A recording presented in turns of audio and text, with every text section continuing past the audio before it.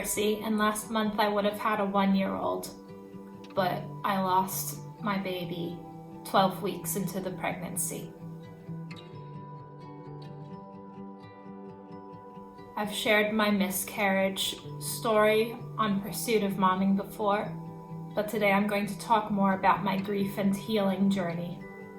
Many of us have experienced grief in our life before. For me, my first experience of deep grief was losing my father when I was 7 years old. October also marks the month of his passing. It was 26 years ago on October 1st. In a way that did prepare me for pregnancy loss. I knew that when I lost my daughter, the grief journey would be a circling, winding journey of healing.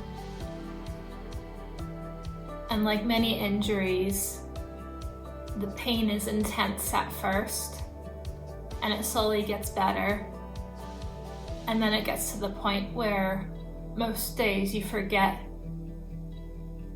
the hurt ever happened, but the scar will always be there.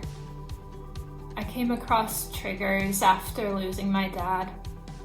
One of the biggest triggers that stood out for me with my dad was not having him walk me down the aisle or have a father-daughter dance at my wedding. It would sting to see other girls who got to do that, as happy as I was for them. I never got it. After pregnancy loss, it's so hard to see other women having babies after you, especially close friends and family. And again, you're happy for them and you love them, but it triggers you. It brings you back to the pain and suffering of needing to say goodbye to your child before you ever got to live out anything that you had imagined doing, whether it be things that you had thought about your whole life because you had just always wanted to be a mother, or things you had started thinking about as soon as you got pregnant. I remember having a few friends who were very close to me, and one of them was a new friend of mine. And she's very kind and very sweet, but I was mad at God for bringing her into my life just to lose my baby and then watch her go on to have a healthy pregnancy and healthy baby. It doesn't make sense, and there's no reason to try to make sense of it. But all I could do was just wait and see what God had planned for me. That didn't make it hurt any less. It just helped me get through it. When I talk about my grief journey in this video, I'm going to start from after the initial trauma of the miscarriage. So after all the bleeding and all the cramping and physically losing my baby. My husband had to go back into work the day after my baby was taken by the cremation service. It didn't make sense to me that the world just had to keep going on, even though mine had stopped. I'm going to read some of my journal entry that day. I'm feeling physically better, less bleeding, less dizzy, but low energy. John had to go into work for a little bit, and I put Jonah down for a nap by myself. I didn't get dizzy, but I was out of breath after. I relaxed for a bit and then showered. It's probably been a week since I showered last, feeling fairly refreshed after that. Starting to feel some closure emotionally until bedtime when I'm alone with my thoughts. I know she was probably 12 weeks. Looked about the right size. I looked up images of a 12-week fetus to see what she looked like, to see if that's what she looked like. Some of the photos looked distinctly like a baby. Some were incredible. Why didn't I take more time to look at her? See how miraculous she was, even though she didn't survive. How could I turn my eyes from my own child? I already knew it was because I didn't want to remember her that way. But I'm just so overcome with regret and grief over losing our future together. There was a life in me not too long ago, and now it's not in me or in my arms, it's gone. I can't stop feeling what it was like when she came out, how it was like Jonah, but it didn't end with a baby in my arms this time. The baby isn't even in my home anymore. I had a stranger take her away. I called John in and sobbed until my eyes were puffy and my sinuses were clogged. I had to face all sorts of new issues yesterday and revisit everything else that's happened. And I know that I will keep needing to revisit all this as I continue to deal with this grief and healing. But this unexpected event yesterday wasn't fair. I didn't get any warning. Obviously, I didn't get warning for any of this, but being misguided from the doctor really threw me off. John reassured me that I did everything right. He had a good look at her body, and if he thought I should spend more time with it, he would have told me to. But it's just her body. God blessed me with a vision to hold on to instead, and I should focus on that and on Jonah, our wonderful, sweet, healthy boy. We have a child to hold here on earth. God has Mallory until we meet her in heaven. I have some other journal entries where I'm wrestling with reliving the series of events from the miscarriage, just the physical and emotional trauma of all of that, and having the baby at home after being told there was no baby, and just being so physically and emotionally drained, but still needing to take care of my son by myself while my husband was at work.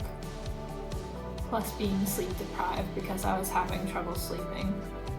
I had a sleeping aid that I was using during the pregnancy that I continued to take, and I used some white noise and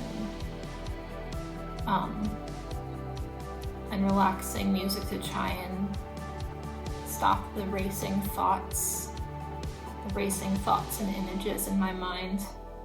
As the physical issues improved, I was still dealing with some of the emotional trauma. I felt like I was digging myself out of a ditch for about 2 weeks maybe, and then I started to have some more days where things felt better. It was almost worse though, the days when I wasn't thinking about her as much.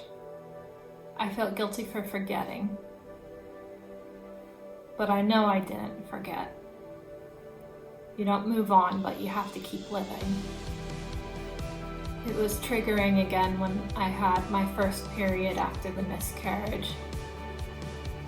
Seeing the blood, even just being in the bathroom where I had the miscarriage was triggering some days. About a month after losing my daughter, I wrote another entry. It says, "I'm not over it. I never will be, and I don't expect me to be. I need you to be aware of this.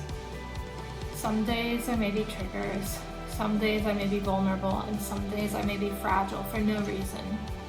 It catches me off guard just as much as you, and I need help getting through it. I don't need to be fixed, I just need you to be by my side."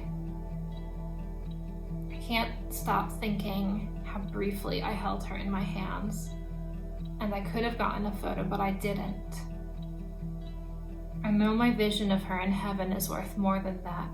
I know those moments were more than many mothers get.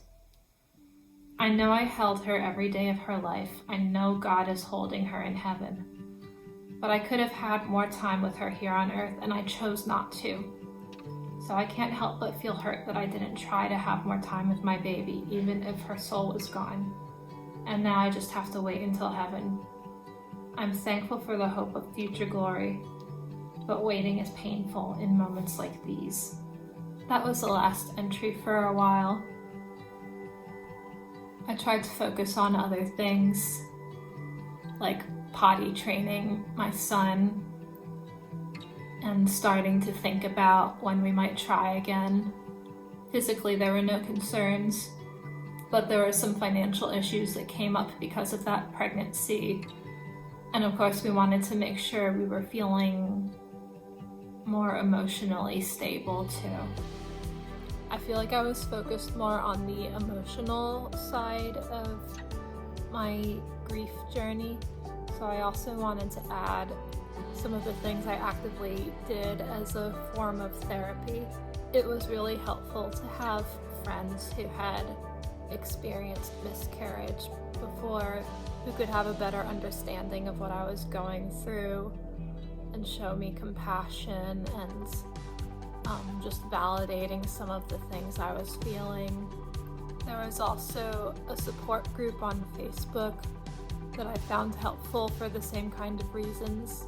I read a book called Loved Baby, and it's a devotional for people who have experienced pregnancy or infant loss, and that helped walk me through some of the things that I would be feeling and experiencing at the beginning of the grief journey and later down the road as different milestones came up, such as reaching her due date. It also pointed out that grief is typically different for the father, so that helped me with my expectations of how John was handling things. But the biggest thing between John and I was just always keep communication open. I also found it therapeutic to draw, and I made a Pinterest board of scripture and other things to encourage me, and I had a playlist of music that spoke to me, and a bit of journaling, as I mentioned. This experience is different for everybody, but another thing that was helpful for me was having a name for our baby and doing something to honor her life. And not everybody knows the gender of their baby either. We never found out from the doctor's office, but we felt in our hearts that she was a girl and that her name was Mallory. And I talk about that a little more in my miscarriage story.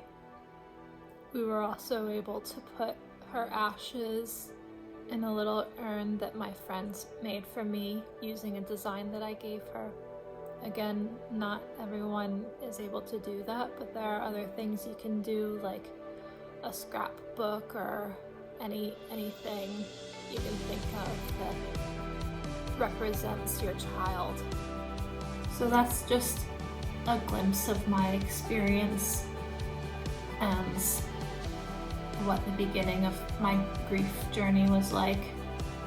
It really felt like I was digging myself out of the trenches after that initial trauma of losing my baby. Just digging and digging until I felt like I could stand on my feet again and function a little bit better each day. And the hurt is still there. But I got to a point where most days I wasn't hurting anymore. And I had friends and family to support me through that. I had my faith to support me through that. And then I faced the challenges of pregnancy after a loss, which I made a video about during that pregnancy. And maybe I'll read some more of my journal entries another time. I don't mind putting it out there if it helps other women know that they're not alone. It's such an intense experience, and there are so many details that nobody gets into that sometimes you just feel like you're alone. Sometimes you just feel like nobody else has experienced anything like it.